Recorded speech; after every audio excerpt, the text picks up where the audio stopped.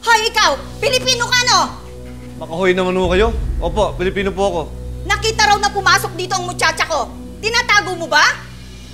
Muchacha talaga? Quale sarebbe essere il problema? Dice di essere stata derubata. Hoy, kusinero! Huwag kang pabida, ha? Ilabas mo si Sophia! Bakit ko ilalabas? Hindi ko naman siya tinatago. At bakit ko naman siya tatago? At saka bakit siya tatago? Wala naman siya dito. Dahil ninakawan niya ako ng euro! Talaga? Ninakawan niya ko kayo? Eh, nung nakita ko siya, halos wala siyang dala. At saka takot na takot siya. O asan siya ngayon? Ilabas mo si Sophia! Hindi ko po alam. Ilabas mo si Sophia! Sophia! Sige, hanapin niyo dyan. Sophia, nasan ka? Sophia, lumabas ka dyan! Sophia! Sophia, lumabas ka dyan! Sophia! Sophia!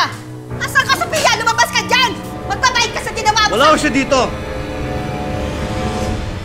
Baka po pupunta na ng Philippine Embassy. Kung gusto nyo, doon siya puntahan. Para malaman natin kung totoo sinasabi nyo. Kayo! At mas lalo na ikaw! Magbabayad kayo!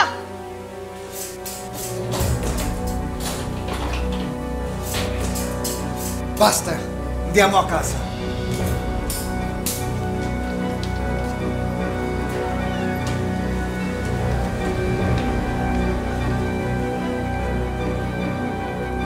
Fia.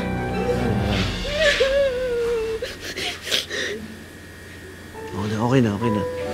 Bilisis siya. Dito lang kami. Hindi na namin pakabayaan. Okay na. Ito na mata ko.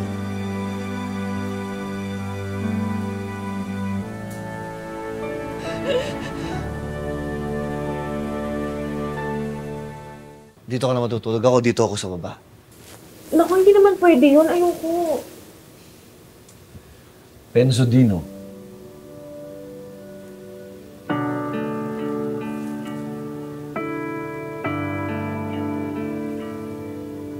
Oh. Bakit ka malungkot? May sinabi ba ako hindi maganda? Wala.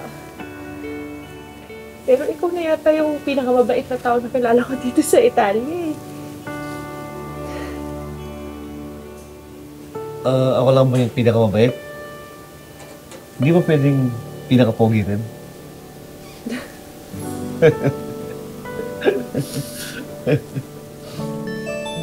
Ay, asawa mo? Sweet mo siguro sa kanya, no? Swerte naman niya. Alam mo, ang swerte mo rin kasi... Ako? Swerte? Bakit naman? Byudo na ako eh. Kaya matulog ka na.